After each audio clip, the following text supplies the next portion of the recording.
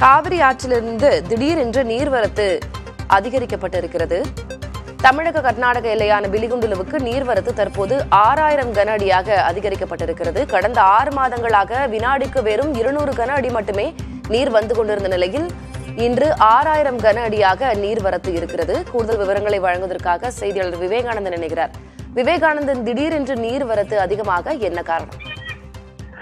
திலகவதி, கடந்த ஆண்டு பருவமழை என்பது மிகப்பெரிய ஏமாற்றை கொடுத்தது. அதனால் காவிரி ஆற்றில் நீர்வரத்து என்பது கடுமையாக குறைந்து கடந்த 6 மாத காலமாகவே வெறும் 200 கனஅடியாகவே நீர்வரத்து இருந்தது. இதனால் காவிரி ஆறு முழுவதுமாக நீர்வரத்து இல்லாமல் வெறும் பாறைகளாகவே காட்சியளித்து வந்தது.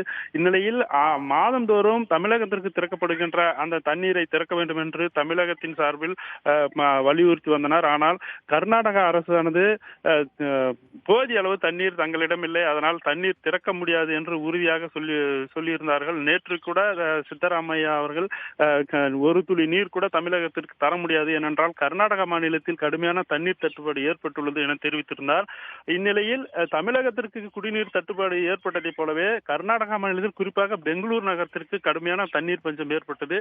இதனால் அந்த தண்ணீர் பஞ்சத்தை சரி கட்டுவதற்காக தற்பொழுது காவிரி ஆற்றில் இருந்து தண்ணீர் திறக்கப்பட்டுள்ளது. அந்த தண்ணீரை கொண்டு பெங்களூரில் உள்ள குடிநீர் தட்டுப்பாட்டை போக அந்த அரசு திட்டமிட்டு வருகிறது. இதனால் நமக்கும் அந்த காவிரியில் திறக்கப்பட்ட தண்ணீரானது எந்த ஒரு முன்னறிவிப்பும் இல்லாமல் நள்ளிரவு தமிழக எல்லையான பிலிகுண்டுலுவை வந்தடைந்துள்ளது.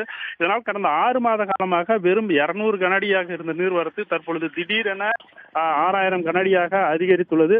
இந்த 6000 கனஅடி என்பதும் ஒரு தோராய மதிப்பீடு தான். ஏனென்றால் பிலிகுண்டுலுவில் நீர் அளவீடு என்பது தற்பொழுது நடைபெற்று வருகிறது. இதன் பிறகுதான் முழுமையான அளவும் நமக்கு தெரிய வரும். அதே போல இவர்கள் கர்நாடகாவிற்கு தேவையான தண்ணீரை எடுக்கின்ற வரையில் நம்மளுக்கு காவிரி ஆற்றில் தண்ணீர் என்பது வரும் என்று எதிர்பார்க்கப்படுகிறது.